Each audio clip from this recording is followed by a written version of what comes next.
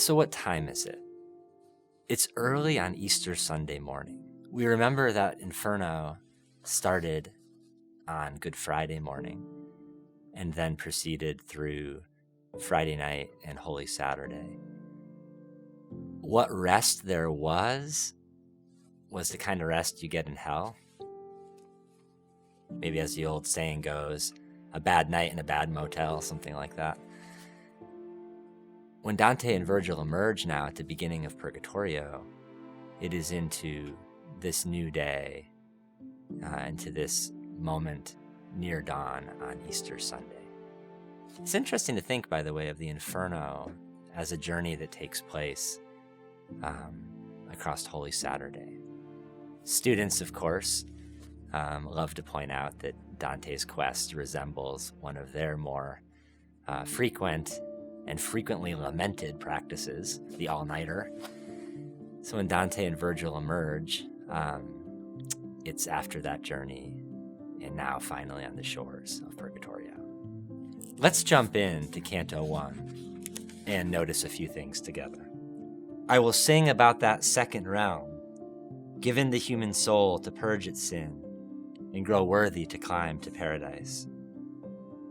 Here rise to life again, dead poetry. It's beautiful, striking opening. So probably the most interesting line is that last one, though. Here rise to life again, dead poetry.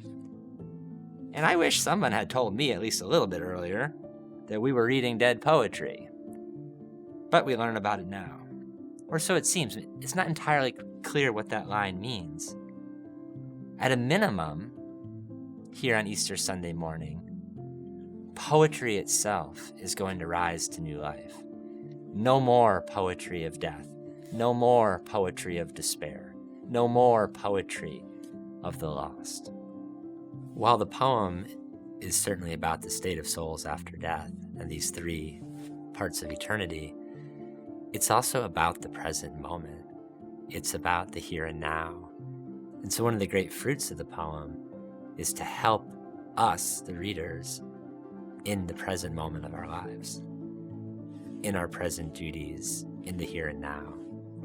One of the things Dante does better than anyone is to help give the reader a perspective on life that's reliable and trustworthy and helpful. It's very easy to lose perspective in life. It's very easy to have a skewed perspective. And what Dante does is he gives us an eternal perspective on the soul, on freedom, on love, on God.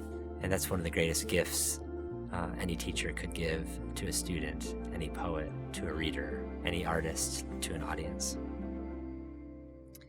The beginning of Dante's Purgatorio.